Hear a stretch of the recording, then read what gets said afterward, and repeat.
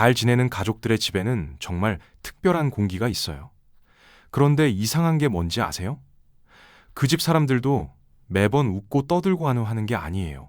오히려 가끔은 조용하기까지 하죠. 반대로 어떤 집은 겉보기엔 멀쩡해 보이는데 들어가면 뭔가 숨이 막혀요. 말 한마디 꺼내기도 조심스럽고 혼자 있을 때보다 더 긴장되거든요.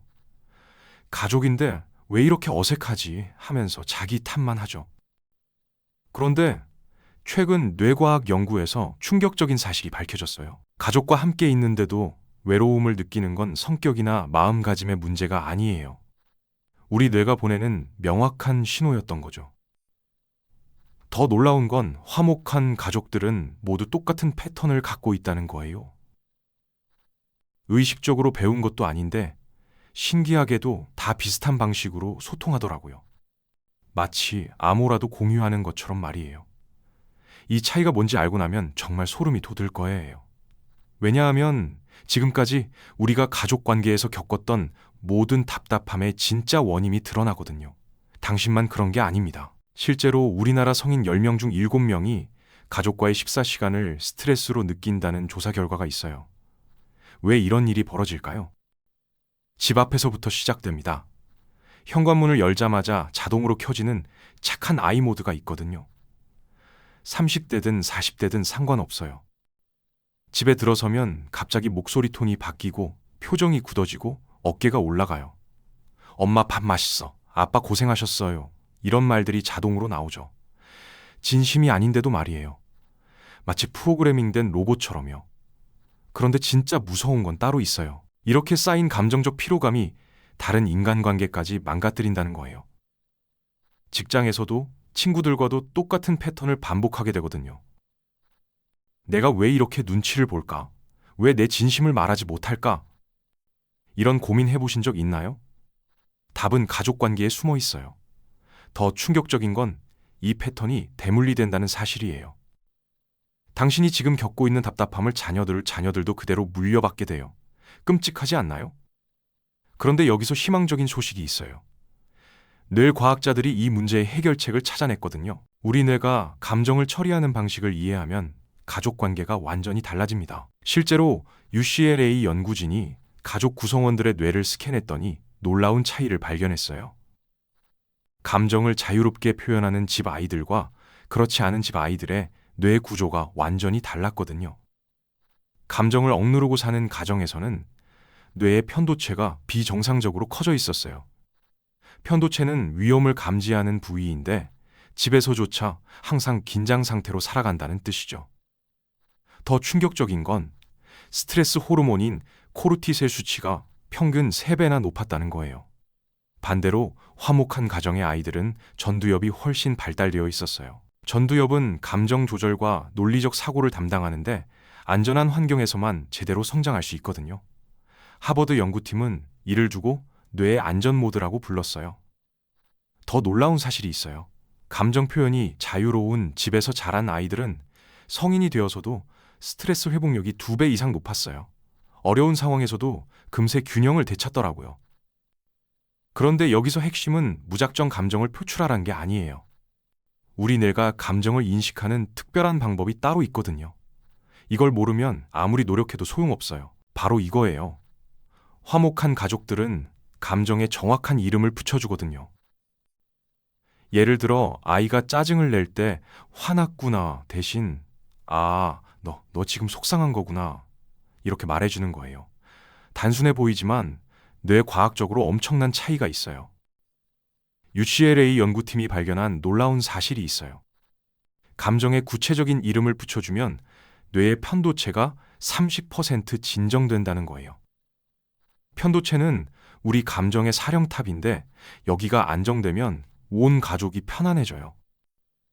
실제로 한 가정에서 실험을 해봤어요. 평소에 화나네라고 뭉뚱그려 표현하던 걸 서운해, 답답해, 걱정돼로 세분화했거든요.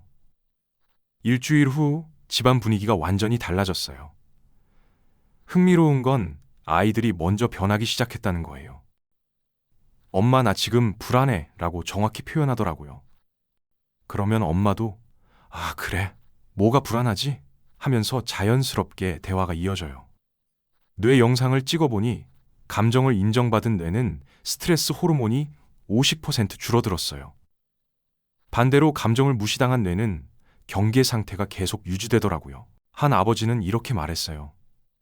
딸이 짜증낼 때 또 삐졌네라고 했는데 서운했구나라고 바꿨더니 딸이 진짜 속마음을 털어놔요. 감정 라벨링에도 절묘한 타이밍이 있어요. 그런데 아무리 좋은 감정 표현도 타이밍을 놓치면 독이 되거든요. 화목한 가족들을 관찰해보니 놀라운 공통점이 있었어요. 감정이 확 올라온 순간에 바로 말하지 않더라고요. 실제로 뇌과학자들이 발견한 황금 법칙이 있어요. 바로 6초 룰이에요. 분노나 짜증 같은 강한 감정이 뇌에서 최고점에 도달하는 시간이 딱 6초거든요. 이때 아드레날린이 급격히 치솟으면서 이성적 판단을 담당하는 전두엽이 마비돼요. 그래서 이 6초 동안 뱉은 말들은 거의 대부분 후회하게 되죠. 한 엄마는 이렇게 말했어요. 아이가 방을 어지럽혔을 때 예전엔 바로 소리쳤는데 이제는 6초만 참고 심호흡해요.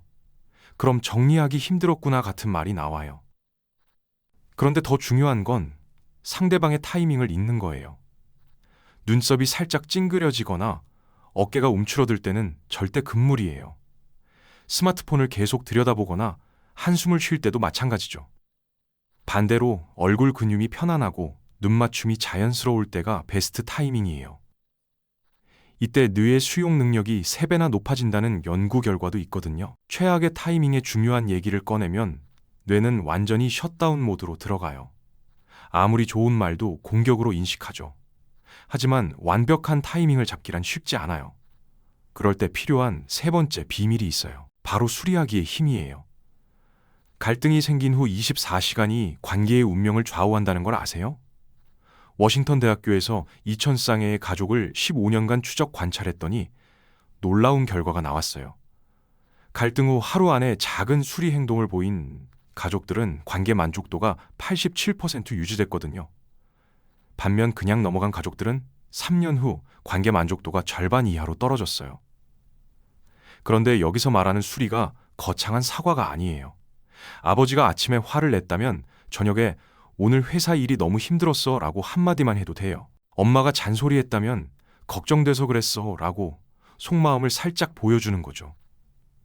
이런 작은 신호가 뇌에서 어떤 일을 일으키는지 정말 신기해요. 거울 뉴런이라는 특별한 뇌세포가 있거든요. 상대방의 화해 신호를 보면 내 뇌도 자동으로 똑같이 반응해요. 한 가족의 실제 사례를 보면 더 명확해져요.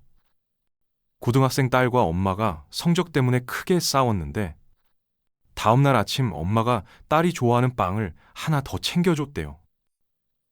말은 한마디도 안 했는데 딸이 고마워요 라고 먼저 말했다고 하더라고요. 이게 바로 수리의 마법이에요. 완벽한 사과나 긴 대화가 아니라 작은 연결 신호만으로도 충분해요. 더 놀라운 건 이런 수리 행동이 쌓이면서 가족 전체의 안전감이 달라진다는 거예요. 실수해도 고칠 수 있다는 믿음이 생기거든요. 그러면 서로에게 더 솔직해질 수 있어요. 반면 수리를 안 하는 집은 작은 상처들이 계속 쌓여요. 마음속에 상처 박물관이 생기는 거죠. 그래서 사소한 일에도 과거 일까지 다 끌어와서 싸우게 돼요. 하지만 구체적으로 어떻게 시작해야 할지 막막하실 거예요. 그래서 제가 실제로 상담에서 사용하는 간단한 방법들을 알려드릴게요. 첫 번째는 대화 전 30초 감정 체크예요. 가족에게 말하기 전에 잠깐 멈춰서 지금 내가 뭘 느끼고 있지? 라고 속으로 물어보는 거예요. 예를 들어 아이가 성적표를 받아왔을 때요. 바로 왜 이렇게 못했어? 라고 하지 말고 30초만 기다려보세요. 아, 내가 지금 불안하구나. 아이 미래가 걱정되는구나. 라고 인식하면 말투가 완전히 달라져요. 두 번째는 상대방 말을 들을 때 쓸 수 있는 마법 같은 기법이에요. 바로 그랬구나 라는 한마디거든요. 가족이 뭔가 말할 때 조언하려고 하지 말고 일단 그랬구나 라고 해보세요. 실제로 한 가정에서 실험해봤는데요.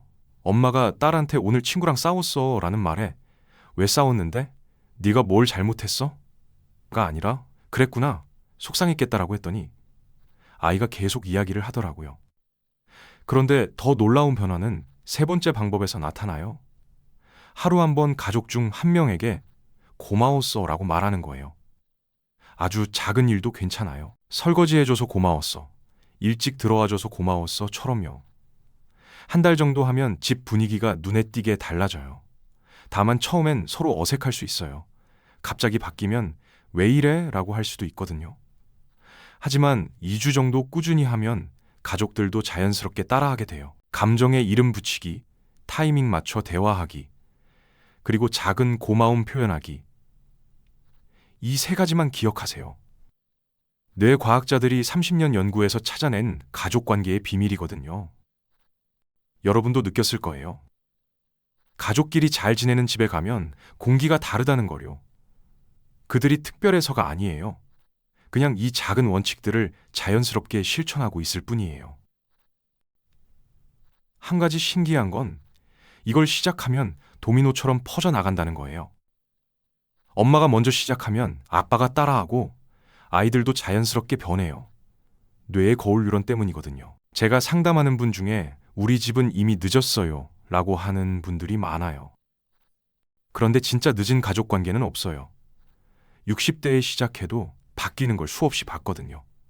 지금 이 순간이 새로운 시작이에요. 오늘 저녁 식사 때부터 한번 해보세요. 화났어 대신 서운해. 고생했어 대신 피곤해 보여 라고 말해보는 거예요.